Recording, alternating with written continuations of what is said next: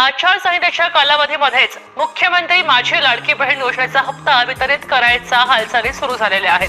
सध्या राज्यामध्ये सुरू असलेल्या स्थानिक स्वराज्य संस्थांच्या निवडणुकांच्या पार्श्वभूमीवर महिलांना 2 महिन्यांचं अनुदान एकत्र दिलं जात आहे आणि दरम्यान राज्य सरकारनं या योजनेमध्ये सुमारे 2,42,00,000 लाभार्थ्यांना अनिवार्य केलेली केवायसी केवळ 1,60,00,000 महिलांनी केल्याचं महिला आणि बाल विकास विभागातल्या अधिकाऱ्यांनी सांगितलेलं आहे।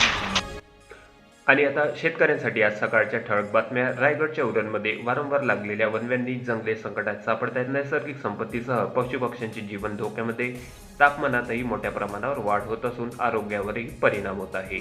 जालना जिल्ह्यात पोखरा योजनेत 2.5 कोटीची अनियमितता, घोटाळ्यातील दोषींवर फौजदारी गुन्हे दाखल करा अशी सर्वांकडून मागणी होत आहे। यंदा नांदेड विभागात 36 लाख टन ऊसाची गाळीप, 30 लाख क्विंटल साखरेचे उत्पादन होण्याची शक्यता असून 29 कारखान्यांची धुराळी पेटली।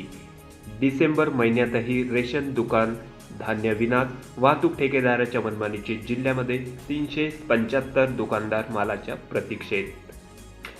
सूक्ष्म सिंचनासाठी मिळणार 90% अनुदान। राष्ट्रीय कृषी विकास योजना प्रतिथेंब अधिक पीक सूक्ष्म सिंचन योजना 2025-26 मध्ये अनुसूचित जाती जमाती प्रवर्गातील पात्र शेतकऱ्यांनी लाभ घेण्यासाठी MyDBT पोर्टलवरती अर्ज आवश्यक असणार आहे।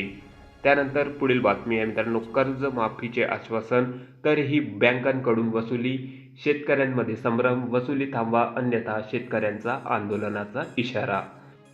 माजी मंत्री कोकाटे यांचा मंत्रिपदाचा राजीनामा, सदनिका गैरव्यवहार भोवलेला असून सर्व खात्यांचा कारभार उपमुख्यमंत्री अजित पवारांकडे। मंत्रिमंडळाचे स्थान मिळवण्यासाठी धनंजय मुंडेची दिल्ली वारी, बालभारतीची बनावट पुस्तके छापणाऱ्या छापखान्यावर छापा, नागपूरमध्ये बेकायदेशीर छपाई, कारखाना मालकासह कंत्राटदारावरही गुन्हा दाखल। तर या होत्या मित्रांनो आज सकाळच्या ठळक बातम्या। अशाच नवनवीन बातम्यांसाठी चॅनलला नक्की सबस्क्राईब करा, शेअर करा। भेटूया मग नवीन व्हिडिओ सोबत, तोपर्यंत नमस्कार।